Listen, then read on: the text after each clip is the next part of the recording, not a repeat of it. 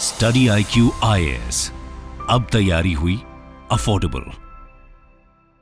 Hello everyone, welcome to UPSC CSE study IQ। और आज हम डिस्कस करेंगे about the protest against the proposed eco sensitive zones around the Gir forest, the Gir protected area which is the last natural habitat of Asiatic lion. तो is it that Gujarat don't want Asiatic lions now? Gujarat don't want to protect Asiatic lions now. So let's take a closer look that what is the issue, what are eco-sensitive zones और क्या conclusion हम इससे निकाल सकते हैं। गिर protected area की जब हम बात करते हैं तो it is located in Gujarat.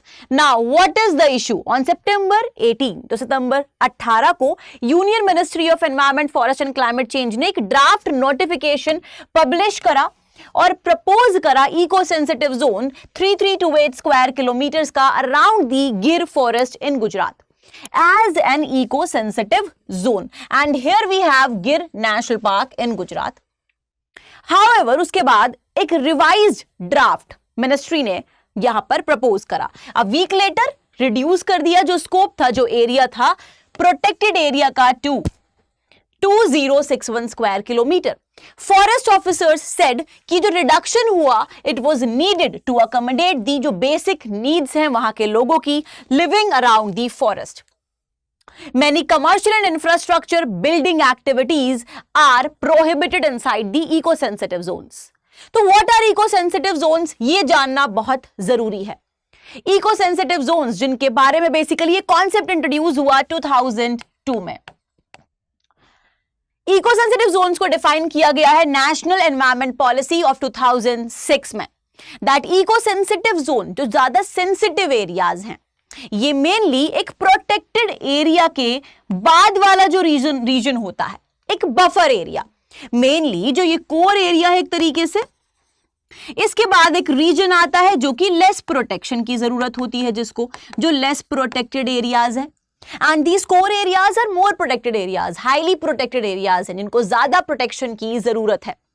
तो ये कोर एरिया और लेस प्रोटेक्टेड एरिया के बीच में जो ये बफर जोन होती है, इसी को कहा जाता है इको सेंसिटिव जोन्स, जिनकी काफी ज्यादा वैल्यू है and require special attention for their conservation, wild life की वजह से या फिर बायोडाइवर्सिटी, जैव विविधता के कारण। अब इको सेंसिटिव जोन्स क्या होता है ये हमने डिस्कस कर लिया। National wild life action plan 2002 से 2016 जो कि इशू करा union ministry of environment, forest and climate change ने, इसने यहां पर बोला कि जो लैंड होती है विद इन 10 किलोमीटर्स, मतलब अगर ये कोई कोर एरिया है, यहां पर कोई वाइल्ड लाइफ सेंचुरी या फिर नेशनल पार्क है, उससे 10 किलोमीटर की लैंड को डिक्लेयर किया जाता है generally as eco sensitive zones. मतलब क्या 10 किलोमीटर के बाद की लैंड को ESZ इको सेंसिटिव जोन्स नहीं डिक्लेयर किया जाता? तो ये भी क्वेश्चन बन सकता है।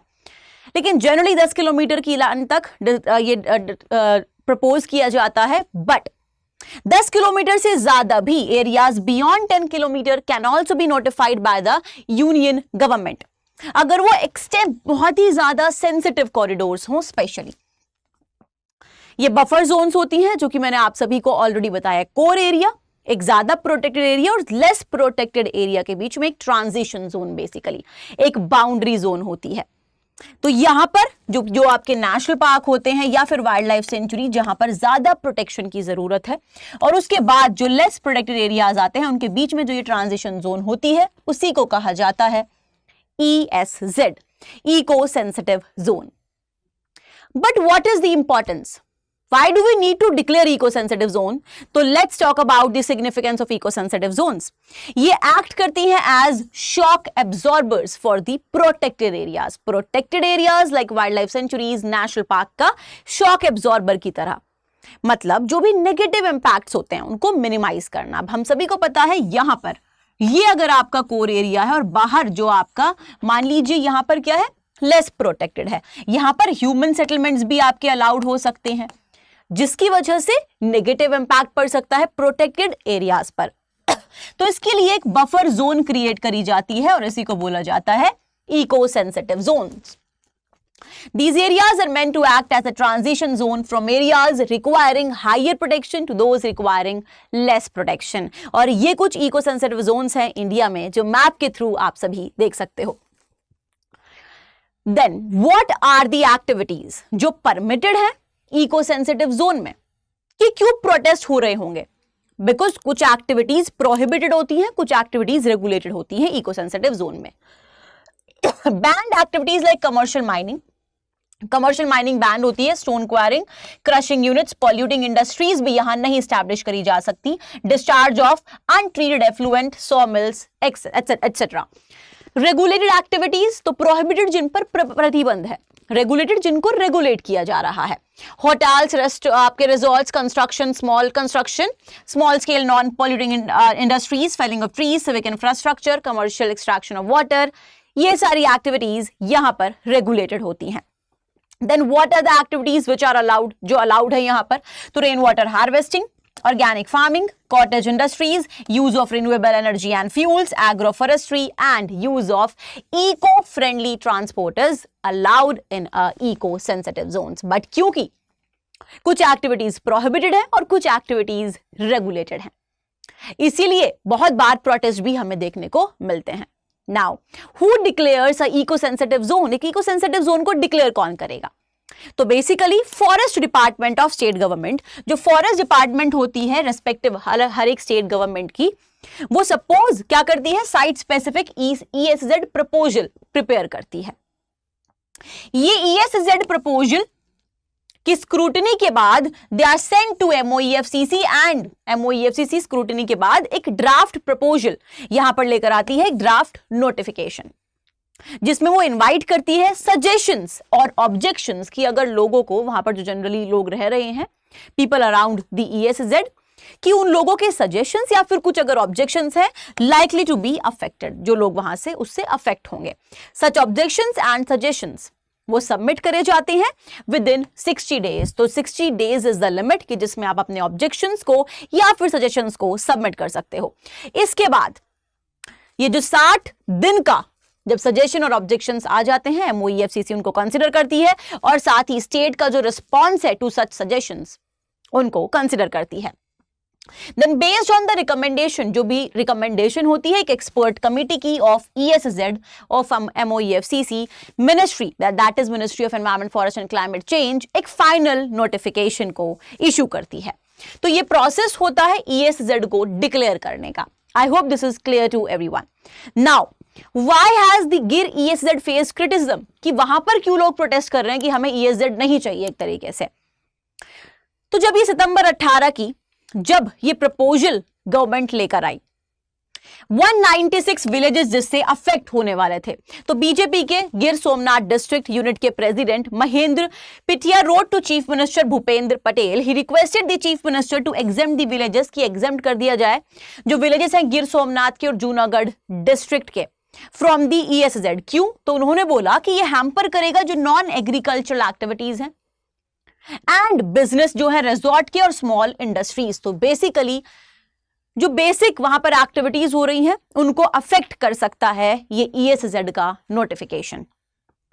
ऑल्सो इफ्को के chairman and BJP leader from Amreli threaten to launch a public agitation if wildlife conservation was done at the cost of development of people, at the cost of development of villages basically।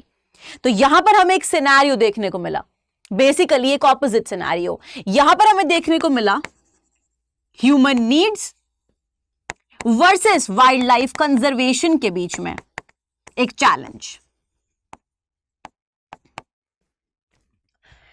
Now what makes गिर unique? जब हम गिर protected areas की बात करते हैं तो गिर प्रोटेक्टेड एरिया में इंक्लूडेड है गिर national park which is situated here.